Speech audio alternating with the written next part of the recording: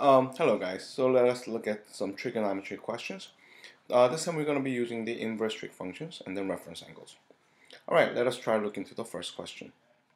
What is the principal value of, this basically means inverse cosine of negative radical 3 over 2, or arc cosine of negative radical 3 over 2. This basically means I'm looking for the angle whose cosine ratio is this one. Then let's think about it for a second. In fourth quadrant, when do you have cosine to be negative? Cosine is negative on the second quadrant and then fourth quadrant. So that takes care of the sign. How about the value, radical 3 over 2?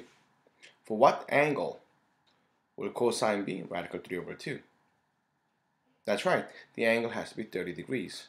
In other words, the reference angle is 30 degrees. So here we have, that can be 30 degrees. Now, then in this case, or 30 degree angle would have been this way also. If this angle is 30, then what is the measure of this angle from here to here? That's right, it would have been 180 and coming 30 short, which would be equal to 150 degrees. So therefore our answer will be choice 3. Now, but in case if you have gone to the other side, then there will be 180 plus 30, which would have been 210, but in this case, when we're talking about principal angles, the angle has to be between 0 to 180 for cosine. Alright, let us continue further. Number 219. Here we have negative radical 3 over 2 and negative radical 3 over 2. Now we need to figure out the measure of this angle.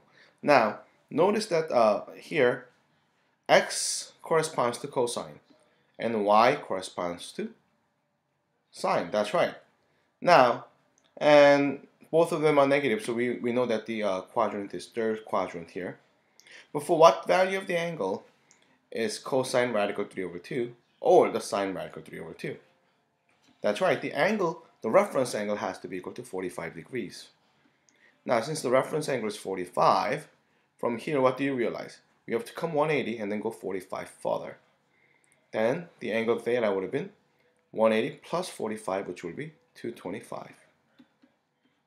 So therefore our answer is 225. Alright, let's look at number 220 here. Then what does this mean? This basically means arc sine of 5 over 8 is equal to A. In other words, I'm looking for the angle, we call the angle is A, whose sine ratio is 5 over 8. That means sine of A has to be equal to 5 over 8, which is choice 1.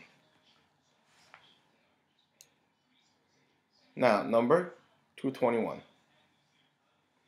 Alright, so let's try to sketch the fourth quadrant first.